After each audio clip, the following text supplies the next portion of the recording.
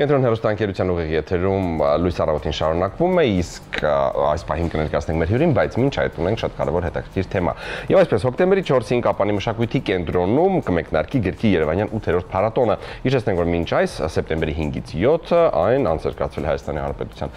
Երևանում Հանրապետության հրապարակում, սեպտեմբերի 28-ին Գյումրի Վարդան Աճեմյանի անվան դրամատիկական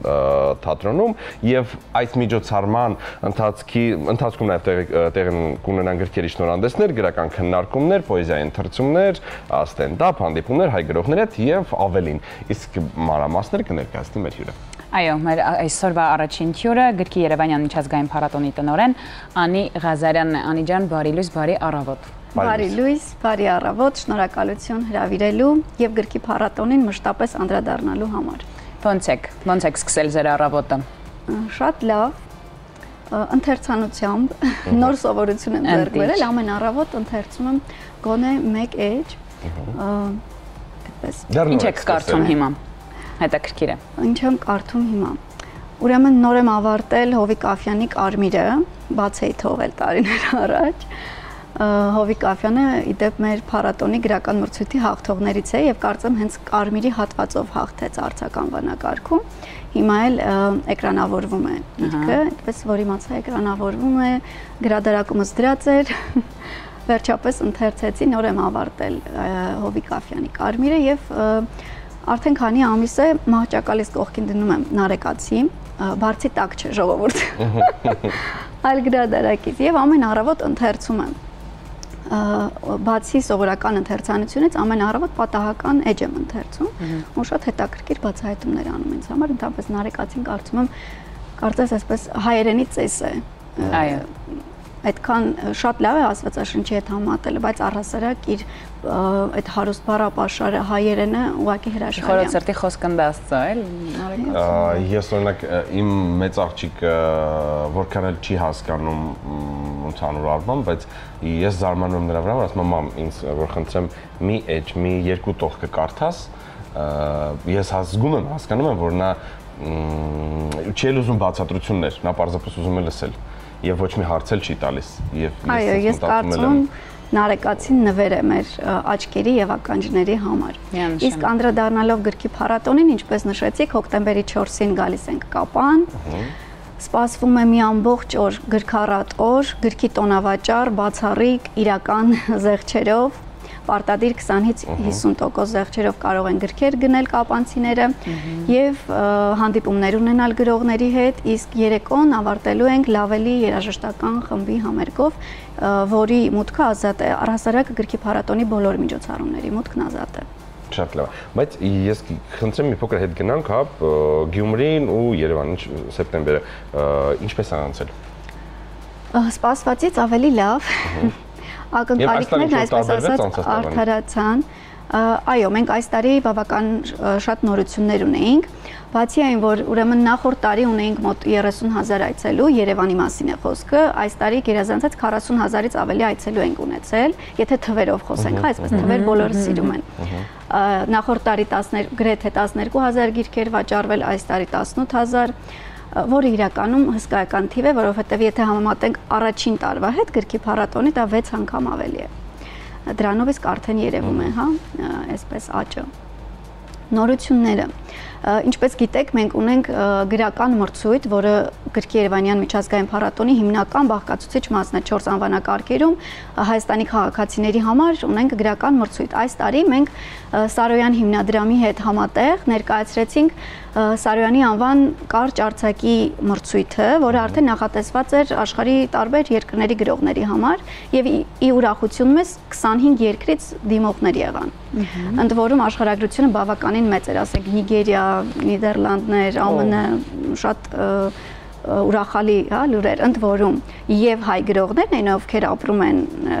այդ երկրներում եւ տեղի գրողները։ Հաղթեց Լուսինե Խառատյանը ի վերջո եւ ստացավ Սարոյանի կտավը նվեր։ Իսկ այդ 25 երկրներից որ դիմել էին հայեր կային, թե արտասահմանցիներ էին։ Հենց այդ եմ ասում, եւ հայեր կային եւ արտասահմանցիներ, դեպ կարճ ցանկը կարող եք տեսնել մեր կայքում հրապարակված է։ Նորություններից էր նաև մի շատ հետաքրքիր ծրագիր, որը ես համարում եմ գրահրատարակչության ոլորտի համար զարգացման համար այսպես առանցքային կարևորության ծրագիր Fellowship-ը։ Մենք հրավիրեցինք 5 միջազգային հրատարակիչների, որոնք հանդիպումներ ունեցան հայ գործընկերների հետ, ծանոթացան հայ հրատարակիչների հետ, հայ հեղինակների հետ, եւ այսպես արդյունքում նրանք հիմա պարտավորվում են յուրաքանչյուրն իր լեզվով թարգմանել որևէ հայ հեղինակի գործ։ Ընդ որում, այստեղ ուզում եմ հատկապես ասել, որ մենք ընտրեցինք այնպիսի հրատարակիչների միջազգային, որոնք երբևէ չէին համագործակցել հայ հրատարակիչների հետ, թե չէ, այսպես վերջին տարիներին իրականում բավականին մեծ գործ են անում մեր հրատարակիչները, ինչի համար շատ շնորհակալ եմ, որովհետև թարգմանական գրականությունը վերջապես կարծում եմ իր լավագույն տարիներն է ապրում, հետանկախության տարիներին, հա։ Հրաշալի է։ Անի ջան, մի հարց. ինչպես սկսվեց այս ամեն ինչը։ Իսկ գաղափարը երազանքից։ Ես հիշում եմ, որ ուրեմն փառատոնը 8 տարեկան է։ Հիշում եմ, որ գրեթե 10 տարի առաջ այսպես նստած էինք ընկերներով ու մտածում ենք լավ, ամբողջ աշխարհը ունի այսպես թանգարանների գիշեր, book night, ինչի մենք չունենք գրքի գիշեր ու գրախանութներից մեկի հետ հիմնեցինք գրքի գիշերը եւ ի զարմանս մեզ այնքան այցելուներ եղան հետանկախության շրջանի, այսպես ասում են, ամենամեծ գրքի հերթը այդ ժամանակ եղել։ Հետո ասում ենք չունենք գրքի փառատոն։ Ես այստեղ ուզում եմ հատկապես այսպես ողջունել եւ շնորհակալությունս հայտնել մեր գեղարվեստական ղեկավար Արմեն Սարգսյանին, ինչպես գրող Հասմիկ Սիմոնյանն է ասում, նա մեր փառատոնի ողնաշարն է, որովհետեւ այսպես փառատոնը ես ասոցացնում եմ նաև Արմենի հետ եւ բոլորս։ Դա երազանք էր, որը իրականացվեց առաջին հերթին մշակույթի նախարարության օգնությամբ, որովհետև գրքի Երևանյան միջազգային փառատոնի հիմնադիրը համարվում է կրթության, գիտության, մշակույթի եւ սպորտի նախարարությունը, եւ ես շատ կարեւորում եմ պետության գործը։ Այո, եւ ներգրավվածությունը այս ամենի մեջ։ Ուստի փառատոնը երազանք էր տարիներ առաջ, որը իրականություն դարձավ։ Ես առաջին տարում ի պաշտոնե չկա իրականում փառատոնի այսպես թիմում եւ հաջորդ տարի, երբ որ Արմենը զանգ տվեց ինձ եւ հրավիրեց թիմ որպես ծրագրերի ղեկավար, ես այսպես շատ ուրախ էի, որովհետեւ առաջին տարի որպես ընթերցող էի մասնակցում եւ ինձ համար էլ շատ այսպես մեծ ցանկություն էր։ Եվս մեկ երազանք։ Այո։ Այո։ Եվ այսպես տարեց տարի մենք թիմը համալրում ենք գրականության սիրահարներով, մեզ համար շատ կարևոր են մարդիկ, որովհետև առհասարակ ես կարծում եմ բոլոր հաստատություններում, հա, առանցքային կարևորություն նշանակություն ունեն մարդիկ, որոնք սիրում են իրենց աշխատանքը։ Այ հետո Երևան, Գյումրի, Կապան, ինչպես է ընտրությունն անում, հա, ինչու Կապան հենց։ Որտեղ մեզ շատ են գրում, հրավիրում են, այնտեղ էլ գնում ենք։ Բնականաբար ամենաշատը եւ առաջին կանգառը պետք է լիներ Գյումրին, այսպես հայրաքաղաքը, հա, մշակութային մայրաքաղաք են ասում, բայց թույլ տվեք նաեւ Կապանը անվանել մշակութային մայրաքաղաք։ Այս երկու շատ կարեւոր, հա, այսպես տեղերը, որտեղ մենք անպայման պետք է գնայինք։ Իսկ առաջիկայում օրինակ այլ մարզեր, այլ քաղաքներ պլաններում կան նայավելու, թե իհարկե։ Այստեղ եւս ուզում եմ օգտվելով առիթից նախ շնորհակալություն հայտնել մեր հովանավորներին, գրքի փառատոնի գլխավոր հովանավորը Երևանի քաղաքապետարանն է, ինչպես նշեցի, իսկ մարզերի մեր աշխարհագրության ընդլայնման եւ մարզեր գնալու նախաձեռնությունը մշակույթի նախարարությանն է եւ մենք ի սկզբանե այսպես որոշել ենք մեկ մարզ գնալ, բայց այս տարի չսահմանափակվեցինք մեկով եւ անպայման որոշեցինք նաեւ գնալ Կապան, շնորհակալ եմ նաեւ Կապանի համայնքապետարանին,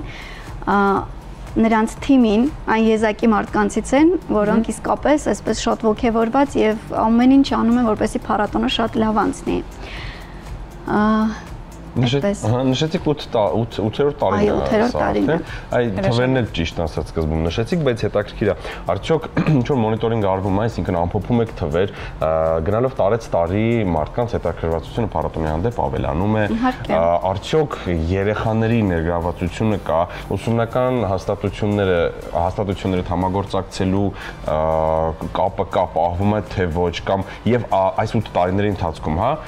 Երևանն է ամենաակտիվը, թե ի վերջո տարբեր մարզերին կարող ենք ճոտևյաններ տալ եւ ասել օրինակ անցած տարի Գյումրին ամենաակտիվն է եղել։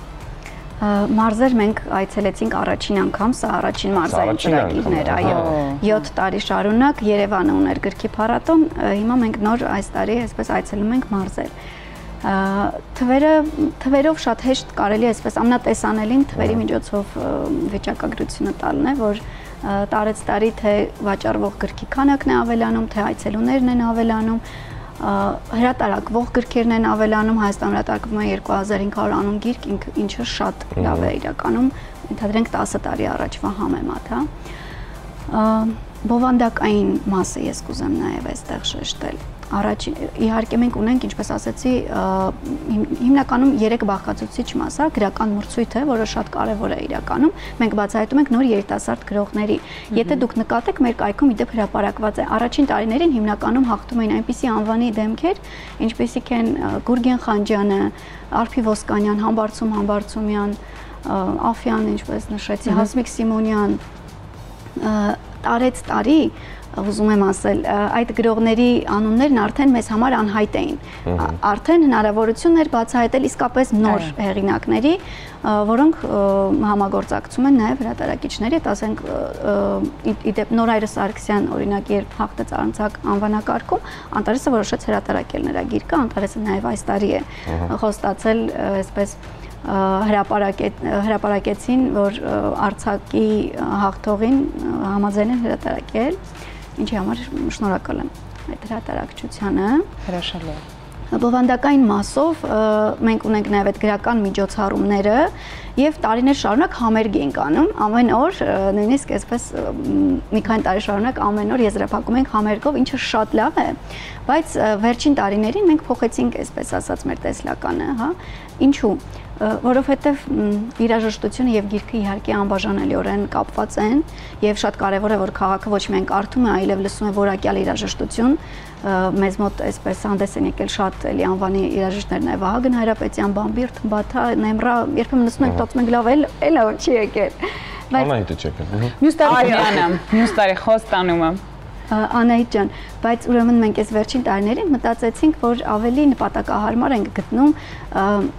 էլ ավելի շեշտադրել գրողներին եւ միջոցառումները գրքի ու գրականության հետ առնչվող եւ այսպես մի քիչ հրաժարվեցինք հա այդ համերգային հատվածից, ինչու, որովհետեւ դա տալիս է իհարկե sense ակնթարթային էֆեկտ, հա, համերգա լիքը մարդ է գալիս, թվում է թե դա միանգամից այսպես մարդ նաեւ մասսական դարձնելու լավագույն միջոցն է, բայց ավելի լավ է այսպես դանդաղ քայլերով առաջ գնալ, բայց մշակույթը զարգացնել, որ գրքի փառատոնին մենք գալիս ենք գրողի համար, գրքի համար, գրականության համար։ Հասկացա։ Այո։ Շավոք սերտի մեր ժամանակը սպառում է եւ դուք չեք եկել դատարկաձեռն, ինչ եք վերել, ինչ նվեր եք մեզ վերել։ Ինչ ենք վերել։ Ուրեմն Թումանյան բնականաբար չէին կարող Թումանյանի քառյակներն են ամենայն հայոց բանաստեղծը իմ շատ ակտուալ արվեստի հրատարակած հրաշալի գիրք, իսկ մյուսը Էկա Քևանաշվիլի գիրքն է, որը հրատարակել ենք իդեպ մենք վրաց բանաստեղծ Էկա Քևանաշվիլի, մենք այս տարի հրավիրել էինք հեղինակին, հեղինակը ուրեմն գրողուցավ, գրանիշ, պարբերականներում հրատարակվել է, շատ լավ գրող է, ես խորհուրդ եմ տալիս կարդալ, շատ հետաքրքիր է գրում, օրինակ ասում եմ, նա մի կապոց փող տվեց ինձ եւ ասաց ինչ ուզում ես գնիր, եւ հաջորդ օրը ես տոմս գնեցի ու հեռացա նրա կյանքից։ Շնորհակալ ենք շատ։ Թումանյանի քառյակներն են եւ եզրափակելով ասեմ նախ շատ շնորհակալ եմ, որովհետեւ ինձ համար Թումանյանը բոլոր ժամանակների լավագույն գրողներից է եղել դեռ մանկուց, որովհետեւ ասում եմ Թումանյանի ստեղծագործությունները աչքի պես պարզ են եւ աչքի պես բարդ ու չգիտեմ նրա քառյակները իր կյանքի շտրիխներն են եւ հիմա ես ունեմ այս գիրքը, շնորհակալ եմ շատ, սա գնաց եւ այսպես համալրվի գրադարան։ Շատ լավ, շնորհակալ ենք շատ, մեր հյուրն էր գրքի Երևանյան միջազգային փառատոնի տնօրեն Անի Ղազարյանը, շնորհակալ ենք շատ որ ժամանակ գտաք եկաք մեր մոտ, իսկ մեր հեռուստայտողին եւս մեկ անգամ իջեցնենք, որ հոկտեմբերի 4-ին Կապանի մշակույթի կենտրոնում կմեկնարկի գրքի Երևանյան 8-րդ փառատոնը։ Գնացեք, կարդացեք, կրթվեք, եղեք կարդացած։